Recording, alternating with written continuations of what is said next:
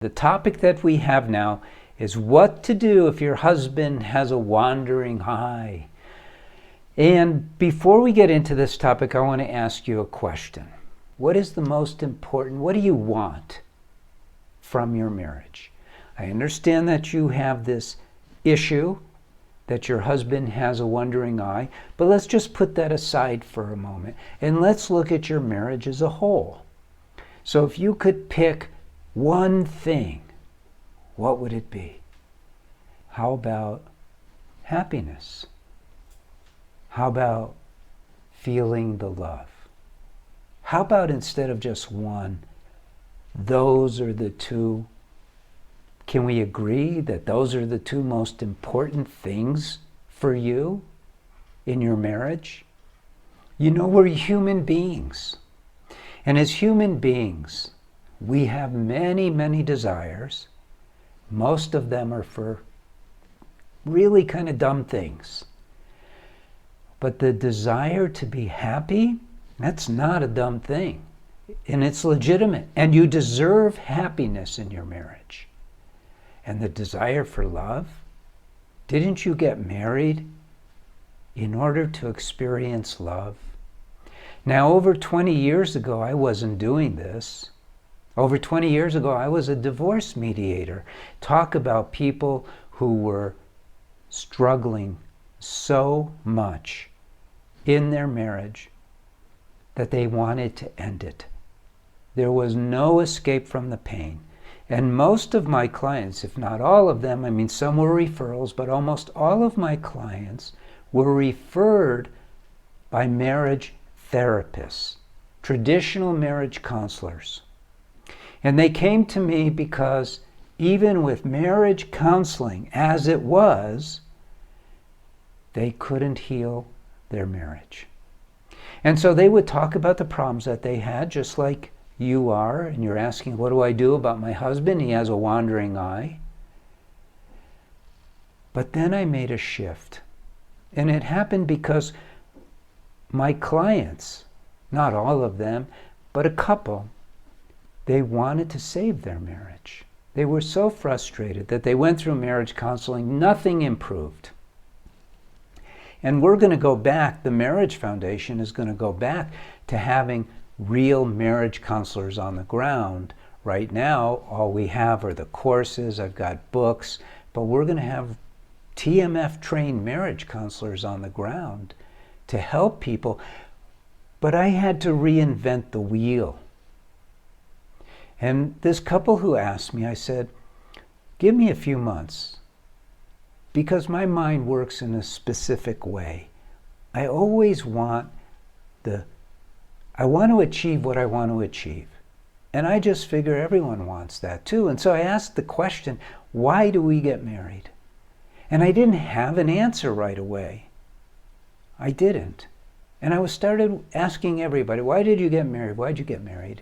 And nobody had a universal answer. And then it took many weeks, I don't remember exactly now how many, and it dawned on me, people get married to be happy.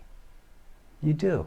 Now, you married your soulmate because that's who you're with. Your husband is your soulmate. Wandering eye or not, he's your soulmate. You married him because you fell in love. And I could tell you exactly how it happened because I've really dug deep into marriage and how it works and who we are and why it should work and where marriage comes from. All of these are important factors. So I'll take you through it, okay? So you're dating, you're meeting people, long time ago maybe not so long ago, and you met your husband, and maybe not right away, but then you realized, wow. And there was then what they call infatuation. They call infatuation. I don't call it infatuation. I call it the excitement of having reconnected with your soulmate. You're a soul. You have a mind. You have a body. Those are your possessions, but you are a soul.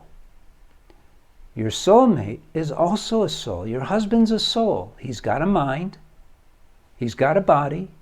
He's got a wandering eye. but he's a soul. And that was where you connected. It's not the first time you connected. That would be impossible. You reconnected with your soulmate. And there was this gladness, this happiness. And they call it infatuation because they don't want to acknowledge that you're a soul and he's a soul and soulmates are a real thing. But it is. Think about it. There's so many aspects of his personality, of who he is at a very deep level that's so familiar with you, including the bad habits that he has. You're familiar with those too, maybe a little over familiar. And so you connected with him. And then you went through the mundane process, the day-to-day stuff. Mundane just means, it's the material world. It's not very spiritual. And you dated, and you courted, you got engaged, and you got married. And from time to time, you had this overwhelming experience of that love, And it makes you so happy. And think about it. When you have that experience of that love, your mind is starting to block it, to negate it, to doubt it, to question it. Isn't it true? It's true. And this is the problem with the mind, you see. And this is why at the Marriage Foundation, the way we approach marriage is we start with you. We start with your husband if he came to us, but we start with the individual. And we remind you, and I'm reminding you now, you're a soul and you have a mind. You're not your mind, but your mind is controlling you. Your emotions, your fears, your doubts, anger, all of these things that are not soul qualities are controlling you. We're not taught. It's not your fault. And so when I started working with my first couple, what I did was I broke marriage down into the question. I realized we get married to be happy. And so I asked a very simple question. Why would we behave in any way at all that would make us unhappy? Individually. Not both, but individually.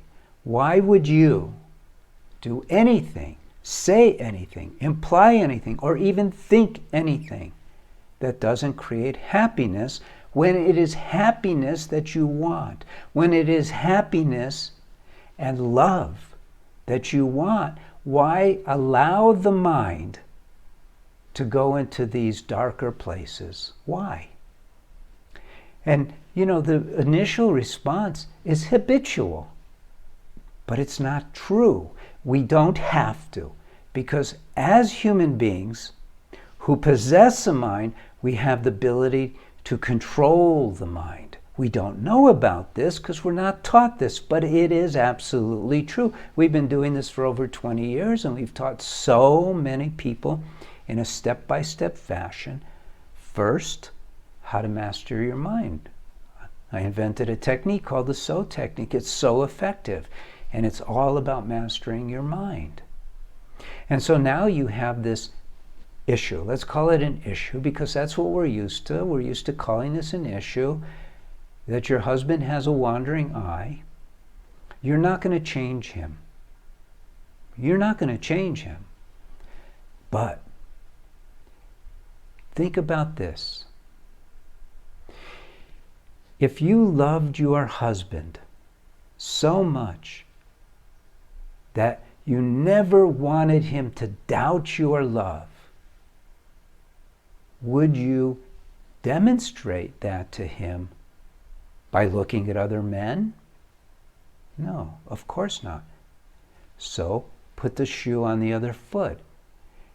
If your husband felt that surge again that he felt when he first met you, and just had so much love for you, because when you were dating, he wasn't looking at other women, was he?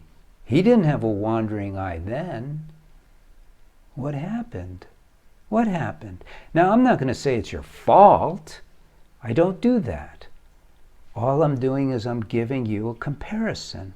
When you treated him like your man, like your hero, like your soulmate, did he look at other women? And now, how are you treating him? Just do a side-by-side comparison. Do you complain to him? Probably. You didn't then. You were even careful not to complain about anything when you were first dating, right? And that was the right way to behave. He didn't complain either. Did you ever criticize him? It would never even occur to you. Why? Because you wanted to win him. Are you doing that now, or do you criticize him? You didn't dump your emotional baggage on him when you were dating? Are you doing that now? I'm just giving you the side by side. You were wrapped up when you were first dating him in nurturing the love, nurturing the relationship, nurturing that soul connection. And it worked. He asked you to marry him. He wanted you. He wants you still, but you're not the same person. Again, I have to reiterate, it isn't your fault. It happens. But it didn't have to happen. You have free will. You have ultimate control over how you think, how you feel. Most importantly, because you have free will, you have the ability to turn that free will on yourself and use it to open your heart. Because there's one thing that's more attractive to a man than a shapely body, long legs, beautiful hair, nice perfume, sex. All of those things are nothing compared to a wife whose heart is open, who is expressing that love, not by learning how to express it, but by being that open heart and letting those behaviors just come naturally. You have the power to do that. This is the first thing we deal with at the Marriage Foundation when ladies get our course.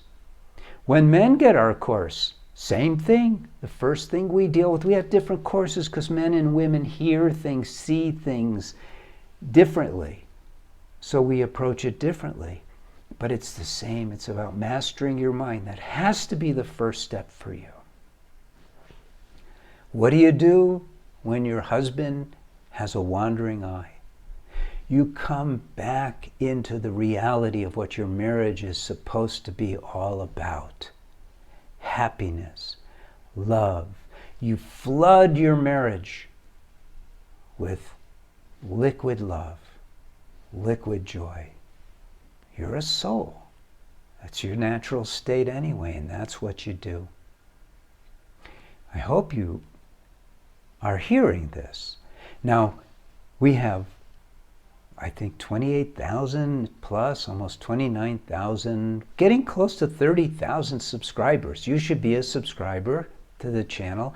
But many of the people who are following me want to be TMF counselors. Some just want to take the training because it's such good stuff. There's nothing else like this out there. You know that. You've been looking at other people's videos and you've been reading articles. Who else talks about marriage in this way? We're the only ones.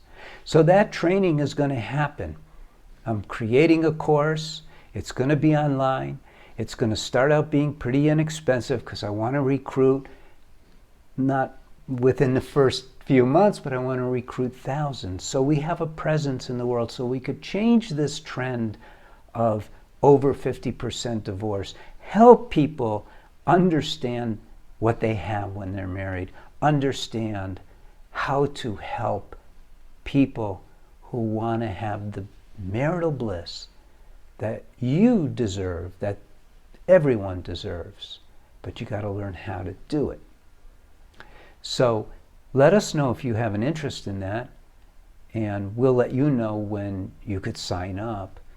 And we want you to have the greatest marital experience that will change your life, so you're floating, not walking on eggshells, but floating on cloud 9. So that's why we're here.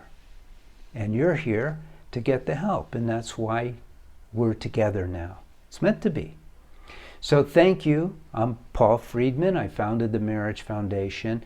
I hope you liked this video. You could also leave a comment if you wish, and come see us again. God bless you, and take care.